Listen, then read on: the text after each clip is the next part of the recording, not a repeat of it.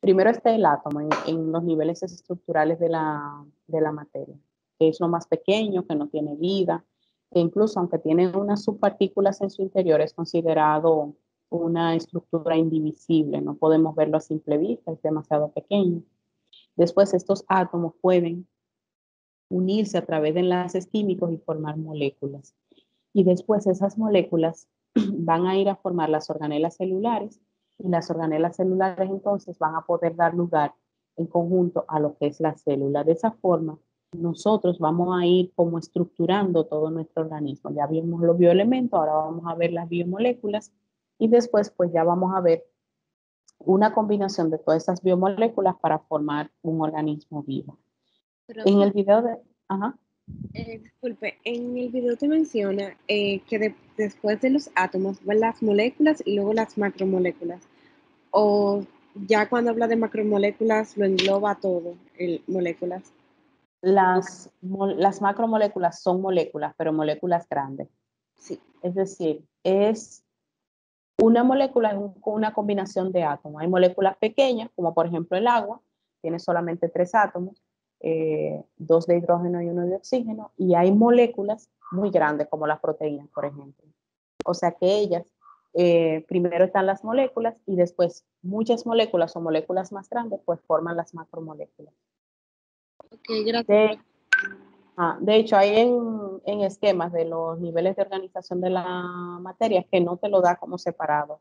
Se entiende, ¿verdad? Que hay moléculas grandes y moléculas pequeñas. Y hay algunos que te lo detallan más, que te dicen átomos, eh, moléculas, macromoléculas y después organelas celulares. Porque acuérdense que las macromoléculas son los lípidos, por ejemplo, que forman la membrana celular, son las proteínas que también forman la membrana celular, son los carbohidratos que están en la membrana celular o en la pared de la célula vegetal. O sea, es como que a partir de esa macromolécula yo puedo formar organelas celulares. Y después entonces viene ya el primer nivel con vida que se conoce, que es el nivel celular.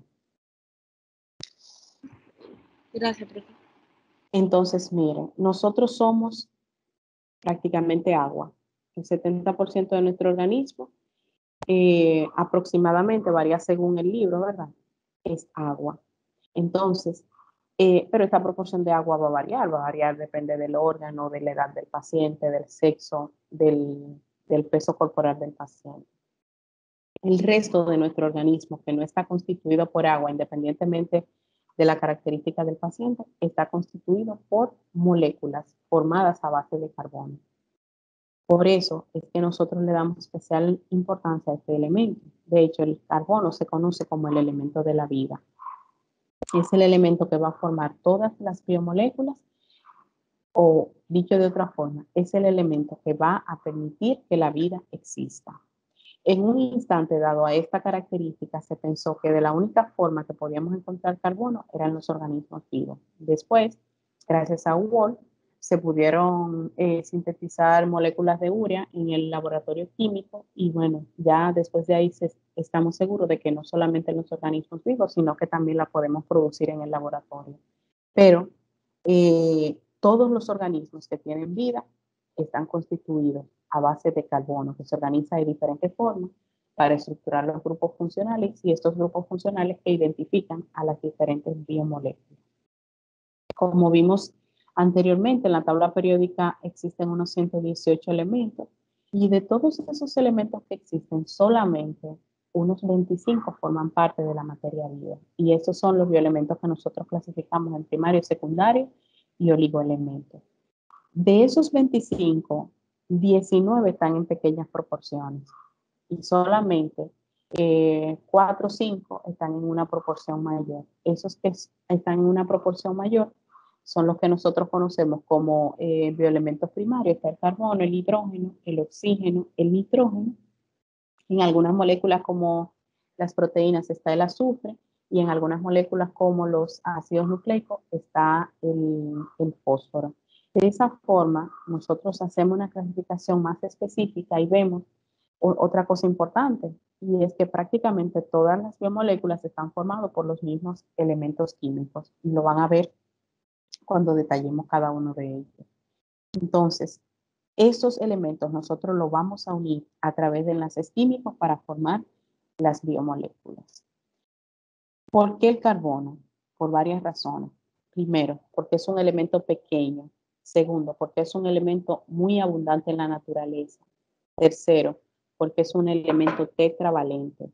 Lo que quiere decir que un solo átomo de carbono se puede unir con 4 átomos más, que pueden ser átomos de carbono, que pueden ser átomos de hidrógeno, de nitrógeno, de azufre, lo que sea. El carbono se va a poder unir con la mayoría de los elementos químicos y esto es lo que lo convierte a él en el elemento de la vida.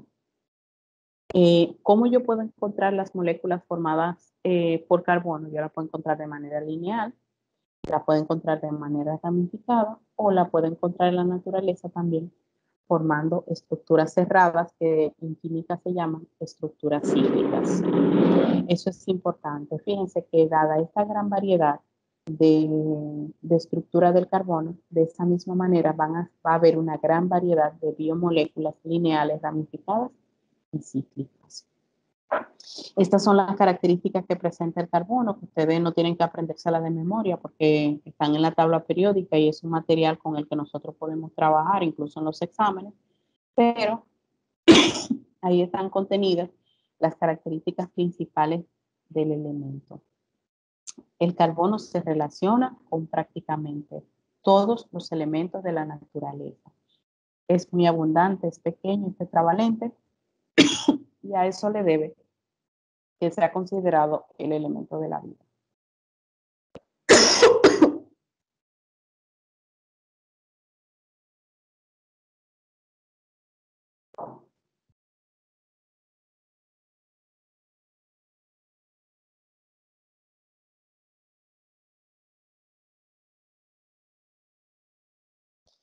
Pues fíjense, esta es una molécula orgánica. Les voy a contar algo de las moléculas orgánicas. Todas las moléculas que poseen carbono en su estructura son consideradas moléculas orgánicas, excepto 3 moléculas que yo conozco, que son el dióxido de carbono, aunque tiene carbono en su estructura, no es compatible con la vida. El cianuro, que tiene también carbono en su estructura, pero no es compatible con la vida. Y el monóxido de carbono. Estas 3 moléculas, aunque son moléculas con carbono, no son consideradas moléculas orgánicas. El resto de las moléculas que tienen carbono en su estructura son orgánicas. Esta es una molécula formada por carbono, unida a hidrógeno, pero de manera por un enlace covalente simple. Perdón. Esta es una forma semidesarrollada de esta molécula para que ustedes vean cómo cada átomo de carbono se relaciona con 4 elementos más. Es decir, este átomo tiene en su capa de valencia, en su capa más externa, 4 electrones y lo puede compartir en la misma cantidad de enlaces químicos. Entonces, los hidrocarburos, donde están incluidas, por ejemplo, los alcanos, que es esta molécula que tengo, los alquenos y los alquinos, son de las biomoléculas orgánicas más simples. Fíjense que solamente tiene carbono e hidrógeno unidos por enlaces simples. En el caso de esta molécula, solamente 2 carbonos, pero los hidrocarburos pueden llegar a tener hasta 20 átomos de carbono. Y en la medida en que aumenta esta cantidad de átomos de carbono, pues también va a aumentar la complejidad de la molécula y sus características físicas, igual que sus características químicas. Gracias a esa diferente combinación que el carbono puede hacer con otros elementos químicos, entonces se estructuran los grupos funcionales. Un grupo funcional es como quien dice una marca. Cuando tú ves, por ejemplo, el logo del Banco Popular de lejos, no te llega nada más al cerebro que un banco. Y ya tú sabes cómo atienden en ese banco, qué tipo de personal hay, cuál es el uniforme. Así pasa con los grupos funcionales. Automáticamente tú ves este grupo funcional en una molécula, tú puedes identificar la molécula, decir cuál es, y además deducir cuáles son sus propiedades físicas y químicas. ¿Por qué? Porque dependiendo de estos grupos funcionales, ellas van a reaccionar con otras moléculas, ellas van a ser solubles o insolubles en agua, y ellas van a tener un aspecto físico, un aspecto que nosotros podemos estudiar solamente con los órganos de los sentidos. Me explico. Este grupo funcional, por ejemplo, es el grupo funcional de los alcoholes, se llama hidroxilo.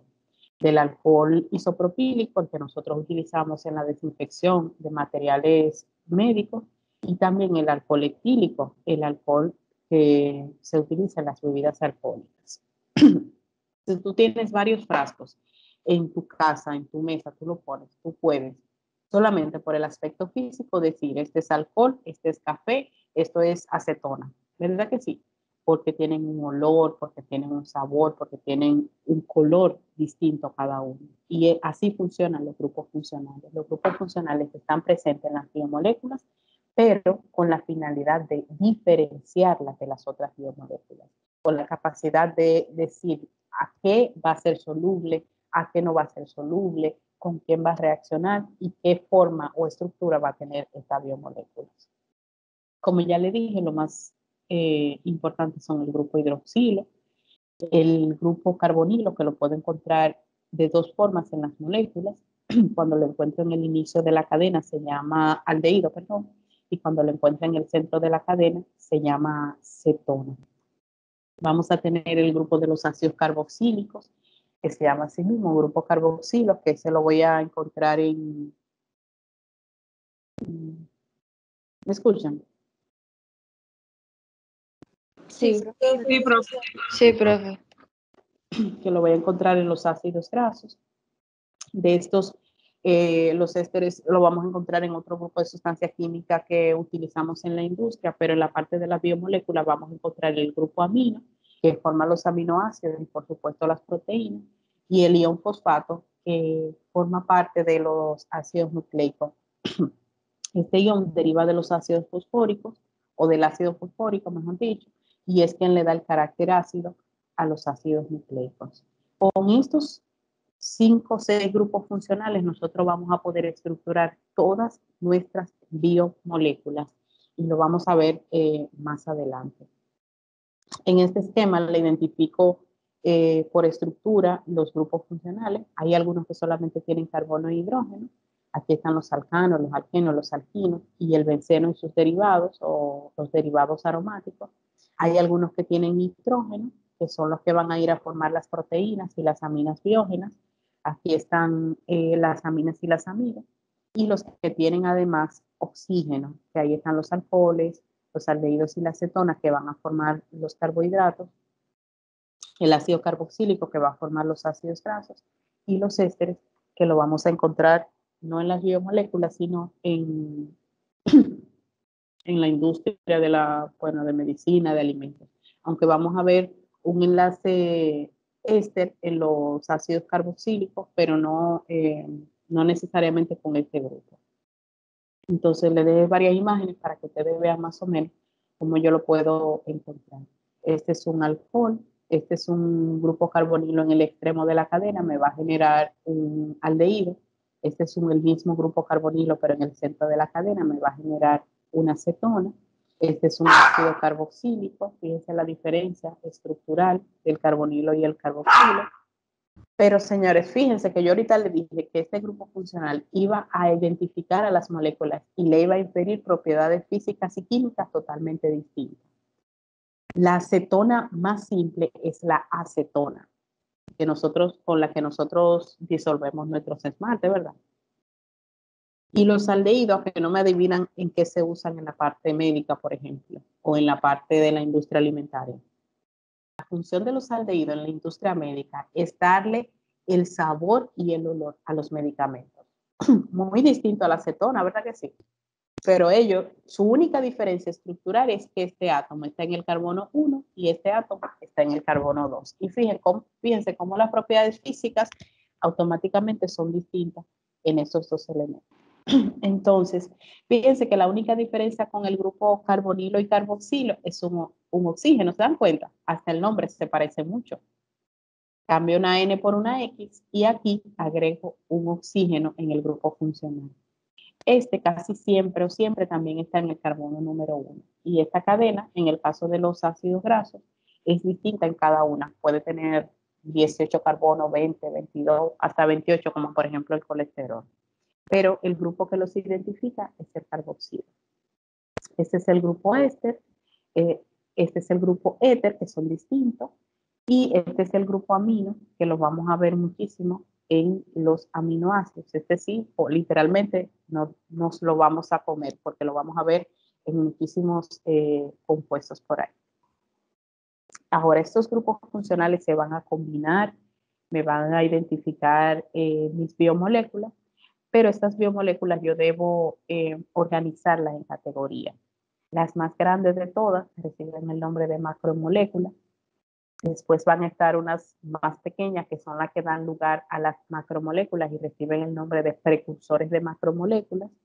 Y en la formación de esas macromoléculas va a haber un grupo de moléculas intermedias, como que dice las moléculas que están en medio de los procesos, que se llaman metabolitos intermediarios. Y también van a haber un grupo de moléculas que tienen unas funciones especiales. Yo les voy a explicar cada una de ellas ahora.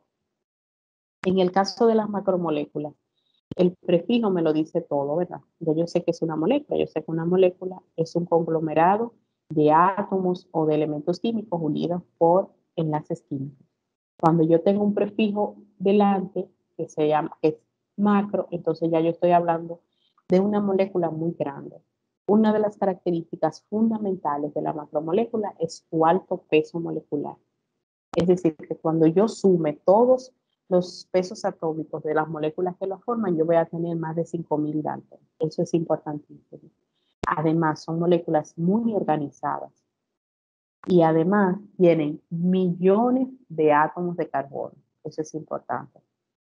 ¿Cuáles son las biomoléculas que a mí me interesan y las que vamos a estudiar? Las proteínas, los ácidos nucleicos, los polisacáridos. Estas tres son especiales porque se forman por la polimerización de precursores. Y también los lípidos, que no son consideradas moléculas que se forman por la repetición de precursores, pero que también son moléculas de alto peso molecular, que son moléculas muy organizadas y que tienen funciones específicas. Gracias a ese gran tamaño y a esa complicación en su estructura, es que estas biomoléculas pueden realizar sus funciones biológicas. Y gracias a esas 4 moléculas, señores, junto con el agua, es que la vida es posible. Si falta una de ellas, pues entonces simplemente los organismos no van a poder desarrollarse. Como ya les dije, en el caso de las proteínas, de los ácidos nucleicos y de los polisacáridos, las moléculas se van a formar por la multiplicación de un monómero o de un precursor. Este es un ejemplo de un polisacárido que se llama glucógeno y fíjense cómo muchas moléculas de glucosa se van a unir por enlaces químicos para formar esa molécula grande, una molécula de alto peso molecular. Igual pasa en las proteínas, pero en las proteínas los que se unen son los aminoácidos y en caso de los ácidos nucleicos los que se unen son los nucleótidos. Eso lo vamos a ver en detalle, cómo se llaman los enlaces químicos y todo eso. Cuando hablo de peso molecular, hablo de tamaño, pero de tamaño en química, de tamaño molecular. Cuando sumas las masas atómicas de los elementos, los pesos atómicos de los elementos, obtienes el peso molecular. Entonces ya vimos la macromolécula, ¿verdad? Ese es el nivel más grande. Ahora vamos a ver los precursores de la macromolécula. Son monómeros, son moléculas de bajo peso molecular que tienen los diferentes grupos funcionales que vimos antes, pero que tienen la capacidad de formar enlaces químicos para multiplicarse, para polimerizarse. Estos usualmente en los libros aparecen como precursores de macromoléculas, pero en el libro que nosotros estamos utilizando aparecen como elementos unitarios para construir macromoléculas. Pueden utilizar el término que les sea más cómodo. ¿Qué monómeros yo voy a utilizar para producir los polisacáridos? Se llaman, lo más simple se llaman azúcares o monosacáridos. El prefijo mono quiere decir uno, es decir, que este es lo más pequeño que existe. El monosacárido se va a unir por muchos enlaces covalentes que se llaman enlaces glucosídicos para formar un polisacárido. Recuerden que poli es mucho y mono es uno. En el caso de las proteínas, yo necesito unir muchos precursores que se llaman aminoácidos a través del enlace peptídico. En el caso de los ácidos nucleicos, yo necesito unir muchos precursores que se llaman nucleótidos. Y bueno, en el caso de los ácidos grasos, pues yo necesito unirlos, ¿verdad? O combinarlos con otras moléculas para formar las biomoléculas que reciben el nombre de lípidos. Cada una de esas tiene sus funciones y tiene su estructura, que no se preocupen, lo vamos a ver más adelante. Nuestro organismo es capaz de tener, como quien dice, un almacén de estas moléculas para secundariamente formar estas o viceversa. Me explico. Desayunamos, ¿verdad? Desayunamos un pan que es carbohidrato, que es almidón, y ese almidón es un polisacárido.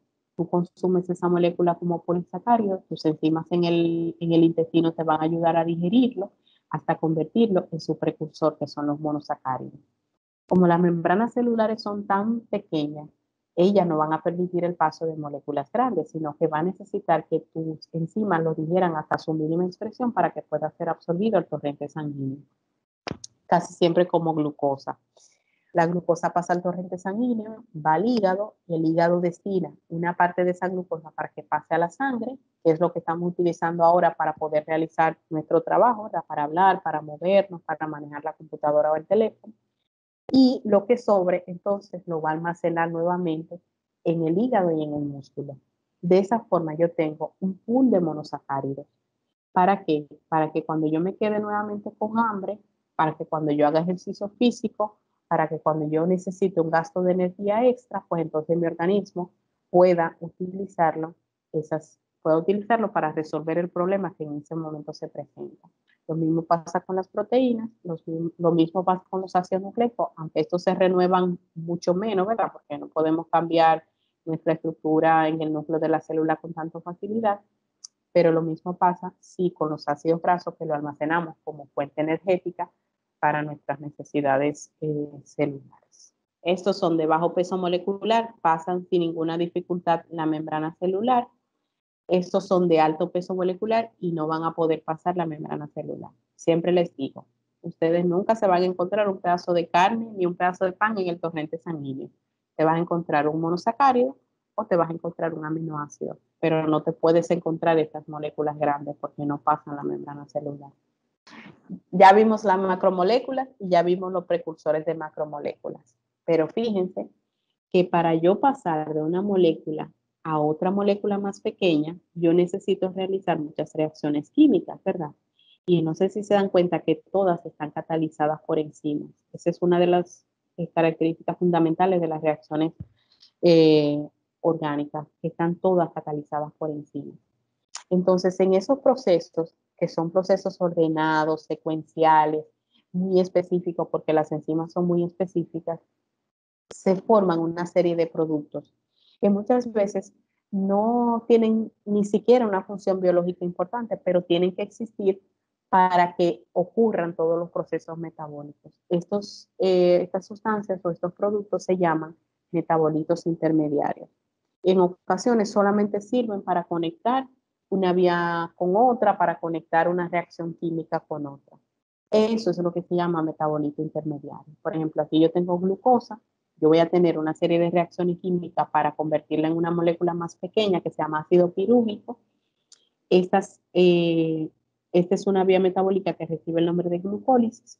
Cuando yo tenga el ácido pirúvico, pues yo voy a hacer una reacción química con ella para convertirlo en acetil-CoA.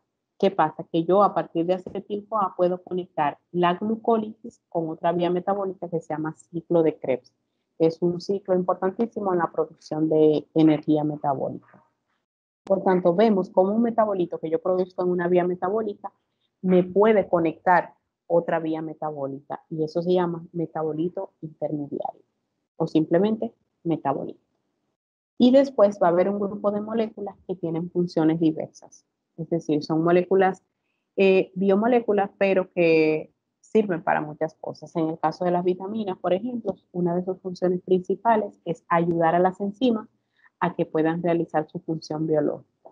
Estos se llaman cofactores enzimáticos. Como las vitaminas son moléculas orgánicas, aunque son pequeñas, pero son moléculas orgánicas, ellas mejor que cofactores se llaman coenzimas. Son ayudadoras de las enzimas para que las enzimas puedan realizar su función biológica. Las hormonas, por ejemplo, regulan todos nuestros procesos metabólicos para que los procesos metabólicos se den en orden y según la necesidad de la célula. Los aminoácidos, por ejemplo, sirven para sintetizar neurotransmisores, que los neurotransmisores son sustancias químicas que permiten la transmisión de los impulsos nerviosos a través de las neuronas. El ATP, por ejemplo, que son las siglas que me permiten definir el adenosintrifosfato. Esto es un nucleótido que su función principal es transportar energía en la célula. Es lo que nosotros conocemos como energía metabólicamente útil. El AMP cíclico es también un nucleótido y su función principal es actuar como regulador de algunas enzimas que cuando se ponen en contacto con la membrana celular, que eso lo van a ver más adelante.